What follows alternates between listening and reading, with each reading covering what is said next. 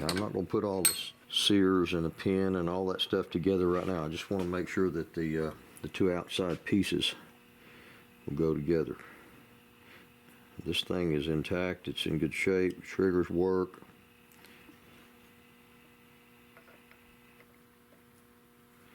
The safety has to be back to put this in.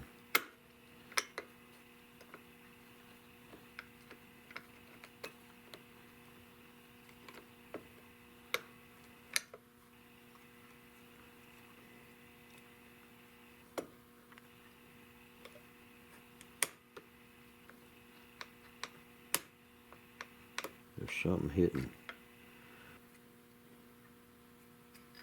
Okay, I see one thing. This pin that goes across here to keep your sears in place is held in place by a little set screw right there, and that set screw, I backed it out to get this pin out, and that, however much that's backed out, is keeping this from sitting on there. So I have to run this little set screw back in.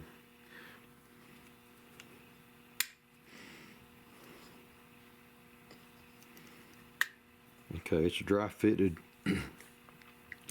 By dry fitting, I mean it's together without the wood in place. And I think I was mistaken on where the position of that safety went. The safety's got to be in the forward position to let this thing go in place. So, but it will go down. It will set smooth here because I ran that set screw in. I can't believe I didn't remember that after only 8 years and no telling how many hundreds of guns I fool with.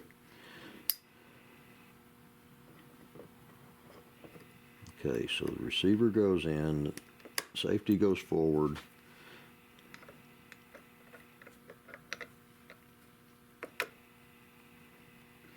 The trigger tang, the trigger plate drops in.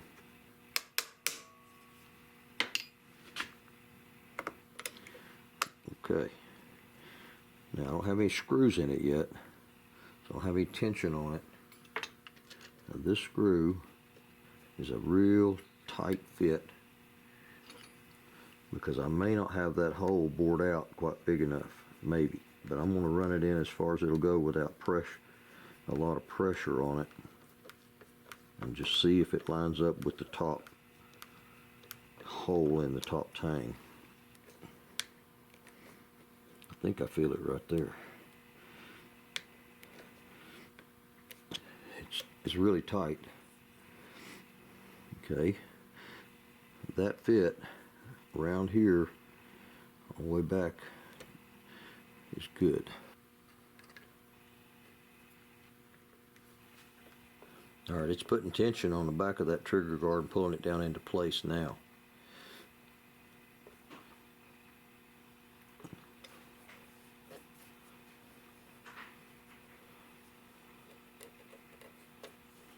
The thing is, that screw's got to go another half round because it's not in the right position. Trigger guard screws are often like that. They have one place that they fit well, and then the other place they don't. So this has got to be, man, I don't know if I can get that thing to go another half round. I can possibly inlet that trigger guard down just a half a thread, but it will go together. It will all go together. So that's the biggest thing, is that it's fixed and it'll go together. The finishing is just the mechanics of finishing it. That I can do. So I've got to go down just a touch. Got to inlet that right in here, just a little tiny bit. Woohoo! I got all the pieces, the metal pieces in there and fitted, and now I'm just sanded off the high spots. There's epoxy still down in the checking, but I'm gonna do the finish work first, and I'll recut the checking. And he had a few little dings and stuff around here from using it. He's a pheasant guide, He has a place in Kansas that he guides pheasants for people, and he's in some pretty rough brush sometimes, so he gets a little dings on it. But the smoothness of it, the feel of it, is good. I'm confident it's gonna stick together. So got it sanded now. I'm gonna add a little stain because I sanded completely through the finishing on both sides here, and I'm gonna stain that, and then I'm gonna start the finishing process. I got my stain on there after I got it all sanded down and got it all smoothed up again. I put my stain on it yesterday, and now I'm going to start the finishing process.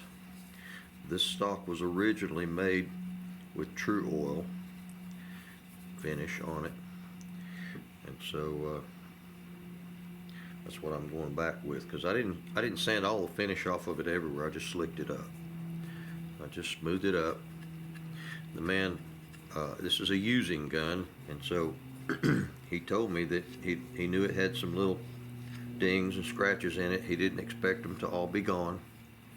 It's going to get skin up again. So I didn't take them all out, because a couple of them were a little deeper than I was comfortable with. Now I've got it ready to start the finishing process. I'll have several coats of this True Oil hand rubbed on here before I'm done. Hopefully it'll be as good or better than when it was new. That's the objective. And if it doesn't take any more hard falls, it'll last the rest of his life. Falling with a 175-pound man onto a gun across a ditch, shotgun stock can't really be expected to handle that. And it was an accident. I know it was. The guy that owns this is a good man. He's not careless.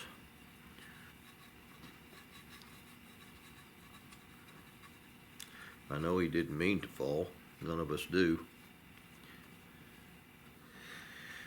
So I may put a few more coats on without turning the camera on. The finishing process, to me, watching somebody do this is about like watching paint dry. And so I don't always cover everything I do on a refinishing. I have done that on previous YouTube series on how to refinish a gun stock. It's all there, so I don't really need to go over and over and over that. So more later. Thanks for watching. I've got my finishing done, all except for the last coat.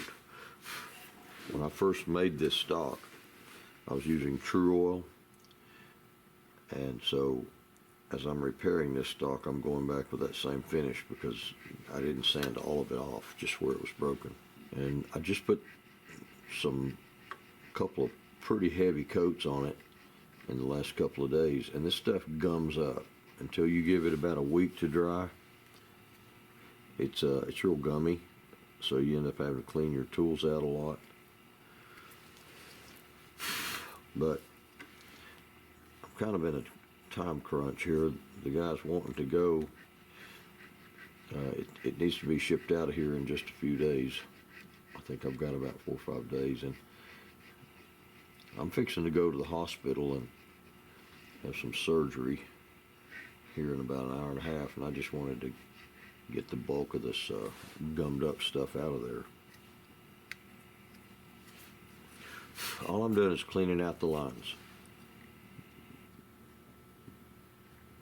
and deepening them. My typical way of finishing stocks back then was to put all the preliminary coats on with a brush or my hands. In this case, my hands. Just rub it in, and then come back. Next to the last coat, I would do all my checkering, and then the very last coat, I would scuff this down and spray it, because spray leaves a slicker finish than anything you could do with your hands or a brush. So I'm just imitating that. I'm going back to what I did. I think I made this stock about 8 or 9 years ago. I have to look in my records to see, but it's been a little while.